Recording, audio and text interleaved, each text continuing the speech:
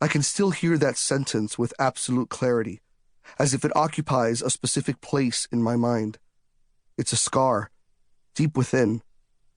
It happened some time ago, yet it still rings in my ears as if it were yesterday. I don't even know the name of the man who said it to me, but I have his face and his hatred etched in my eyes and all over my skin. When somebody hates you, you feel it across your entire body. It's usually just words, but the shrillness of words laden with hatred works its way under your fingernails, into your hair, around your eyelids. Of course, it also enters through your ears. Eventually, everything seems to be welling up somewhere between the throat and the stomach, to the point where you feel as if you're drowning. If the feeling builds up over a long enough period of time, something could burst.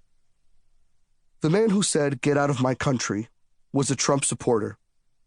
I know this because he was wearing a pin identifying the then candidate on one of his lapels. But most of all, I know this because of the way he said it to me. He looked me straight in the eyes, pointed a finger at me, and shouted.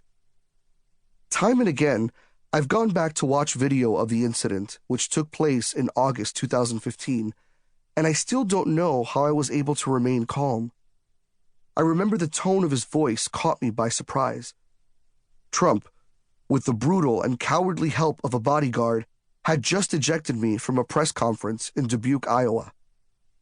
I had just started thinking about how to respond when suddenly I heard a madman shouting and pointing his finger. I looked up, and instead of simply ignoring his rudeness as I would have preferred, I settled myself and simply replied, "I'm also a U.S. citizen." His response made me laugh. "Whatever," he said, sounding like a teenager.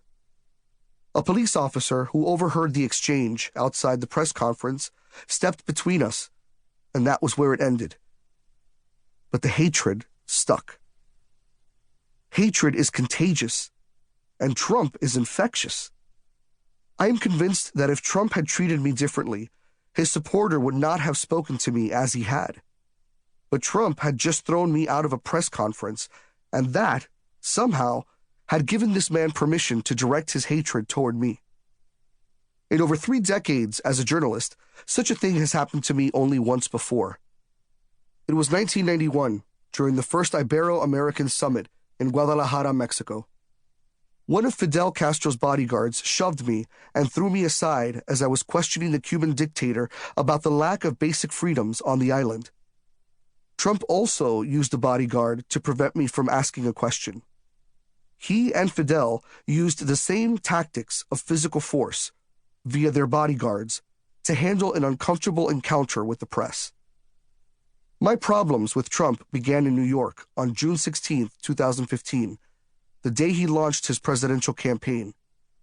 It was there that he made the following statement. "When Mexico sends its people, they're not sending their best. They're sending people that have lots of problems, and they're bringing those problems with us. They're bringing drugs. They're bringing crime. They're rapists. And some, I assume, are good people.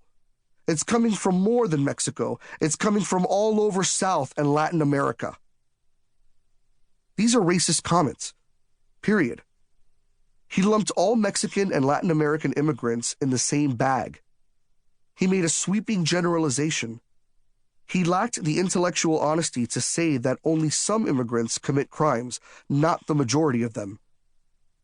Later, several of Trump's supporters swore that he was referring only to a specific type of undocumented immigrant, the most violent ones, not all who come across the southern border. Perhaps. We will never know for sure. But regardless, that is not what he said. What I do know is that when Trump launched his campaign, he accused all Mexican immigrants of being criminals, drug traffickers, and rapists. What he said is absolutely false.